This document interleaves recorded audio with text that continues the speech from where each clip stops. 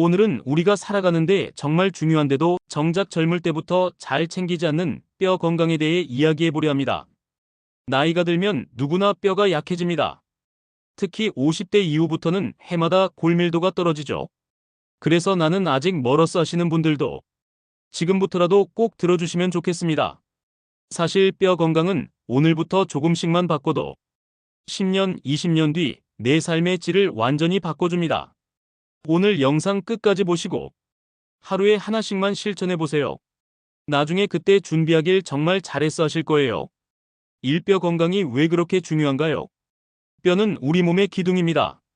집으로 치면 뼈대죠. 골다공증이라는 말 많이 들어보셨죠? 골다공증은 뼈의 구멍이 숭숭 뚫린다는 뜻이에요. 겉으로 보기엔 멀쩡한데 속은 스펀지처럼 비어 있어서 작은 충격에도 척추가 주저앉거나 고관절이 부러집니다. 특히 허리가 한번 주저앉으면 키도 작아지고 등이 굽어져서 숨쉬기도 불편해지고 소화도 잘 안 됩니다. 허리가 굽으면 뱃살이 더 나와 보여서 자존감도 낮아지고 더 활동을 안 하게 되죠. 그리고 고관절이 부러지면 몇 달을 침대에서 누워 있어야 해서 근육이 빠르게 빠집니다. 그러면 다시 일어나 걷기가 정말 어려워집니다. 그런데 무서운 건 이렇게 뼈가 부러진 이후 1년 내 사망률이 2030%나 된다는 사실이에요. 그래서 뼈 건강은 치료보다 예방이 훨씬 더 중요하다고 말씀드리고 싶습니다.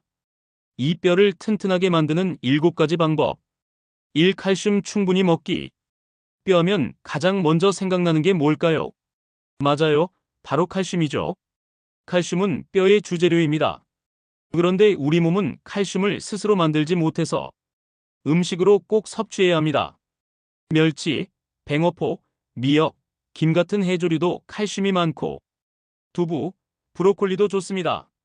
또 우유나 요거트, 치즈도 훌륭한 칼슘 공급원이죠. 그런데 이런 분들 계세요. 나는 우유만 마시면 배가 아파요.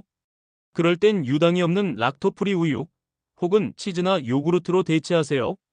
또 칼슘제를 드시려면 한꺼번에 많이 먹기보단 식사와 같이 조금씩 나눠서 드시는 게 좋습니다.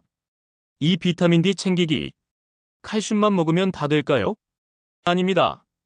칼슘이 뼈에 잘 붙으려면 비타민 D가 꼭 필요합니다.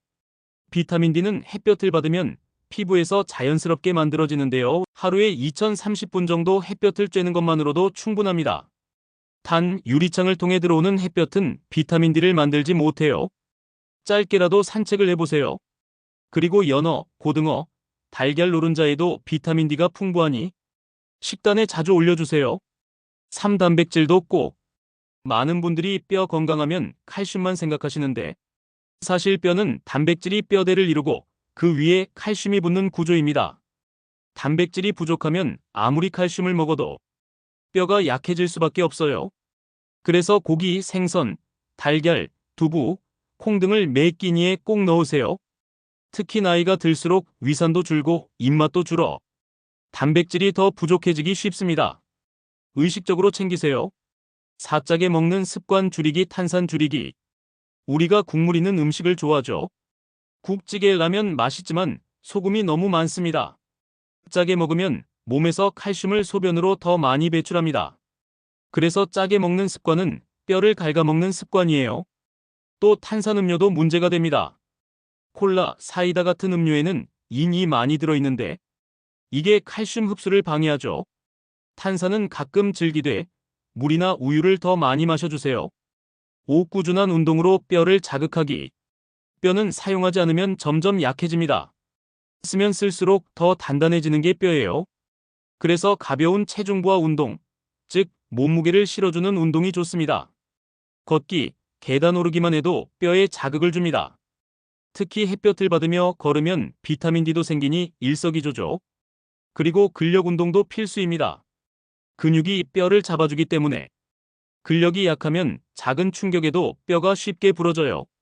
집에서 물병 들고 팔 굽히기, 의자에 앉았다 일어나기. 이런 작은 운동부터 시작해보세요. 6. 담배 끊기, 술 줄이기.